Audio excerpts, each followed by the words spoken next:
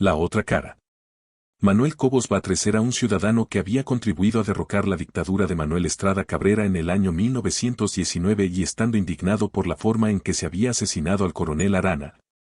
Tras meses de absurdas explicaciones o largos periodos de silencio de Arévalo, manifestó su repudio y el de muchos ciudadanos mediante la difusión de lo acaecido en el Puente La Gloria utilizando las declaraciones de Chico Palacios, chofer de Arana, volantes y pancartas se distribuyeron y colocaron por toda la ciudad denunciando la participación de funcionarios de gobierno y proponiendo que se efectuaran minutos de silencio todos los días a las 6 de la tarde. Llamando a todos los hombres y mujeres que estuvieran de acuerdo a que detuvieran su marcha o sus actividades y guardaran silencio durante un minuto. La convocatoria orientaba a que en forma pacífica pero con firmeza y constancia se exigiera con mayor fuerza que Arévalo presentara su renuncia al cumplirse el primer año del vil asesinato. A pesar de la debilidad inicial de la concurrencia pronto fueron tomando fuerza y ansiedad en el gobierno. Con la llegada de las 6 de la tarde desde todas direcciones confluían grupos de manifestantes al Parque Central haciendo un plantón frente al Palacio Nacional. En una clara manipulación del gobierno se formaron grupos de choque que enfrentaron durante varios días a los silenciosos manifestantes provocando enfrentamientos que lejos de asustarlos servían como acicate para que aumentara su fuerza y poder de convocatoria.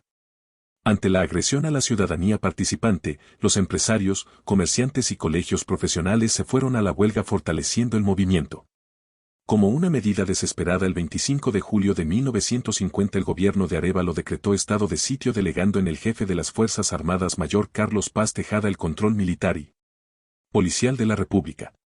De esta manera el gobierno reconoció que había perdido el control de la situación y entregó la seguridad y estabilidad del país a las Fuerzas Armadas.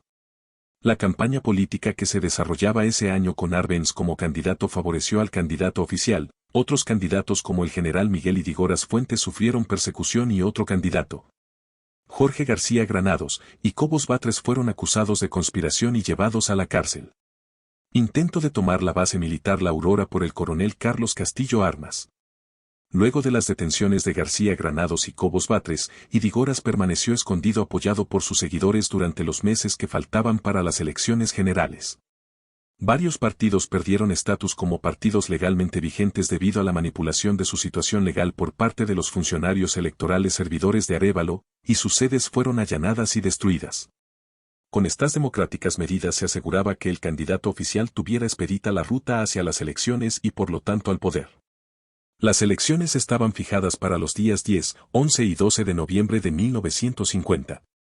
Una semana antes de las elecciones, el domingo, 5 de noviembre, un grupo armado comandado por el coronel Carlos Castillo Armas realizó un intento por tomar la base militar La Aurora. Esta acción formaba parte de un intento para iniciar una rebelión que depusiera al régimen y evitar con ello que se consumaran las elecciones que estaban diseñadas a la medida para que Arbenz y los comunistas tomaran el poder con la complicidad de Arévalo. Castillo Armas era desde que formaba parte del Consejo Superior de la Defensa, un aranista convencido y una de las principales figuras que le apoyaban y desde el asesinato de Arana un año antes, se había convertido en un fuerte adversario de Arbenz y de Arévalo. Esta conjura estaba apoyada por algunas importantes figuras políticas y sociales como Juan Córdoba Serna, simpatizante aranista que había sido ministro de Gobernación de la Junta Revolucionaria de Gobierno en 1944.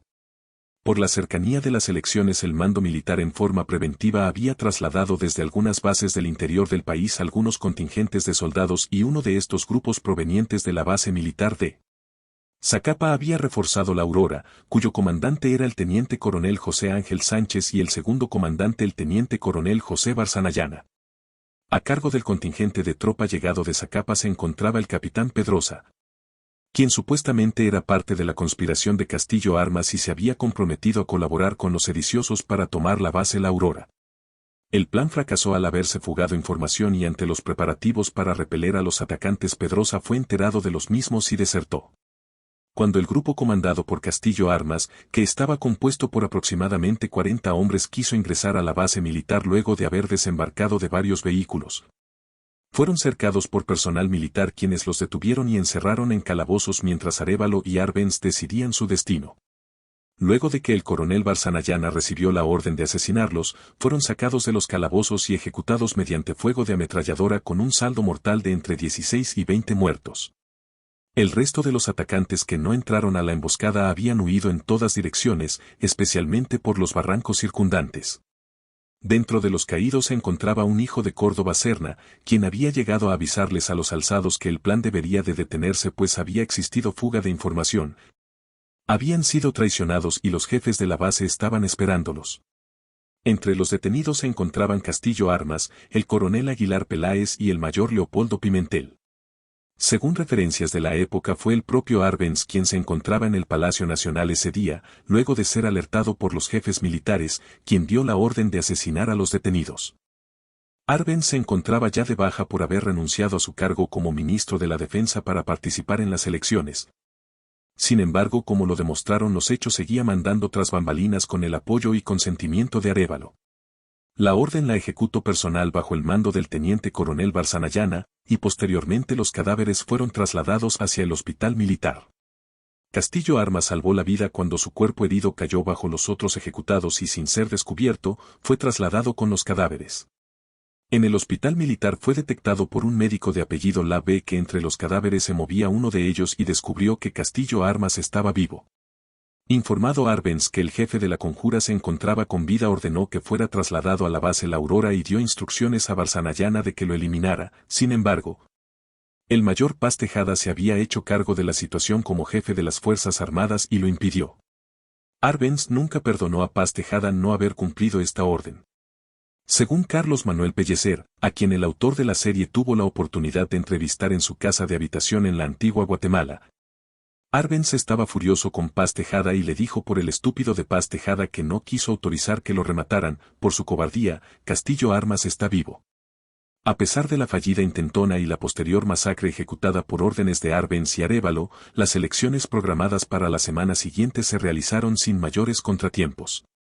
Cabe resaltar que las votaciones en las áreas rurales en donde el Partido de Acción Revolucionaria PAR y la Coordinadora Nacional Campesina de Guatemala CNCG contaban con fuerte organización, contaron con el apoyo incondicional del gobierno de Arévalo, y se efectuaron traslados masivos de campesinos analfabetos hacia los centros de votación en donde los campesinos acarreados votaron a viva voz.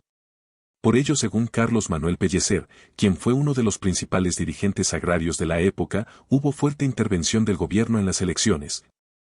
El espacio político de la oposición fue prácticamente inexistente, y el planificado triunfo impuesto por los comunistas para que Arbenz asumiera la presidencia de Guatemala con todo lo que significaba geopolíticamente, se hizo realidad. Continuará.